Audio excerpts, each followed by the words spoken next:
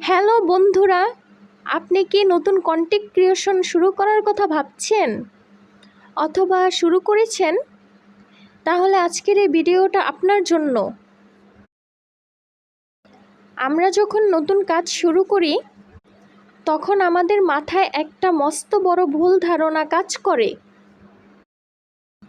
আমরা ভাবি, ইস, আমার যদি একটা আইফোন থাকতো বা একটা দামি DSLR ক্যামেরা থাকতো, তাহলে মনে হয় আমার ভিডিওটা অনেক দূরে এগিয়ে যেত। ভিডিওটা নিমেষেই ফর ইউ পেজে চলে যেত আর লাখ লাখ ভিউস আসতো। কিন্তু সত্যিটা কি জানেন? আসল বিষয়টা কিন্তু মোটেও এরকম নয়। আসল বিষয়টা হচ্ছে, ইউটিউব বা যে কোনো প্ল্যাটফর্মে সফল হওয়ার জন্য আপনার দামি ক্যামেরার চেয়ে অনেক বেশি প্রয়োজন আপনার কন্টেন্টের জোর এবং আপনার ভেতরের ইচ্ছা শক্তি। আজকে যারা সফল বড় বড় ক্রিয়েটার, তাদের শুরুটাও কিন্তু হয়েছিল আপনার হাতের ওই সাধারণ স্মার্টফোনটা দিয়ে। দর্শকরা কিন্তু দামি ক্যামেরা দেখতে আসে না, তারা আসে আপনার কথা শুনতে, আপনার কাছ থেকে নতুন নতুন কিছু শিখতে বা বিনোদন নিতে।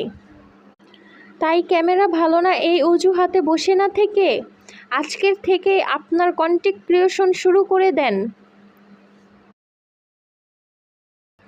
আর হ্যাঁ, সবসময় চেষ্টা করবেন আপনার অরিজিনাল ভয়েস দিয়ে ভিডিও বানানোর জন্য। আমি কিন্তু সবসময় আমার অরিজিনাল ভয়েস দিয়ে ভিডিওগুলো দিয়ে থাকি। আমি কখনো কারো ব্যাকগ্রাউন্ড মিউজিক ব্যবহার করি না। আপনারা আমার মতো এরকম অরিজিনাল ভয়েস দিয়ে ভিডিওগুলো বানানোর চেষ্টা করবেন।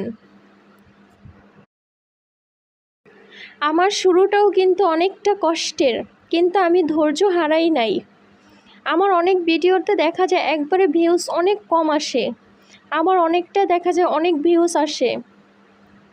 তারপরও আমি সবসময় ধৈর্য ধরে আছি যে অবশ্যই আমি একদিন সফল হব, একদিন অনেক দূরে এগিয়ে যাব আপনাদের ভালোবাসা আর সাপোর্টে, ইনশাল্লাহ।